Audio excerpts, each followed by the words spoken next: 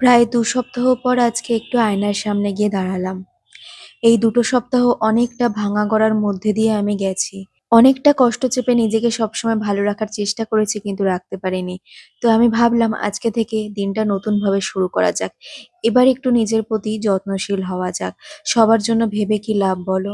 Ultimately দিনের শেষে তুমি একা, তোমার জন্য ভাবার কেউ নেই।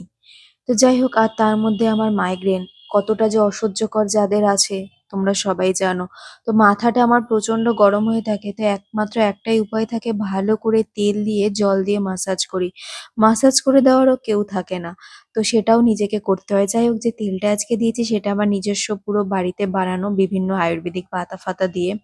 তো ভালো করে মাথাটাকে মাসাজ করে নিলাম। যতক্ষণ আমি জল দিচ্ছি, মানে যতক্ষণ আমার মাথাটা ঠান্ডা হচ্ছে ততক্ষণ আমি ভালো করে জল দিয়ে মাথাটাকে খুব ভালো করে মাসাজ করে নিয়েছি।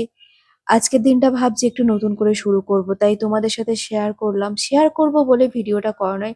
নিজেকেই দেখতে চাইছি একটু কেমনভাবে থাকি। আসলে ভিডিও করলে না অনেকটা ভুলে থাকা যায়। জানো তো, সন্ধ্যেবেলা হয়ে গেছে। আজকে সারাটা দিন আমি দাঁতও পর্যন্ত মাজিনি। এতটা মন খারাপ ছিল। আমি খাইও পর্যন্ত নি, মানে লাঞ্চ। আজকে বিকাল বেলাতে লাঞ্চ করেছি। তারপরেও একটু বসে এদিক ওদিক এটা ওটা সেটা করে ভাবলাম না একটু এবার যত্ন নেওয়া যাক। তো তারপরে মুখটাকে ধুয়ে ভালো করে এবার ওয়াশ করে নিয়েছি। এবারে ঘরে এসে একটা সিরাম লাগিয়ে নিচ্ছি। এটা পন্ডস এর একটা সিরাম ছিল। আর তারপরে পন্ডস এর একটা ক্রিম ছিল। এই ক্রিমটা ২ সপ্তাহের চ্যালেঞ্জ ছিল। কিন্তু মাঝখানে আমি অনেকটা দিন এটা ব্যবহার করতে পারিনি। তাই রিভিউটা এরপর জানি না কেমন কি হবে। ১ম দিকে ৫-১০ দিন ব্যবহার করেছি, অনেকটা ভালো রেজাল্ট পেয়েছি। এরপরে ব্লু হেভেন এর একটা ন্যাচারাল লিপস্টিক ছিল যেটা একদম ন্যাচারাল টোন আসে। তো চলো, good night, tata, bye bye.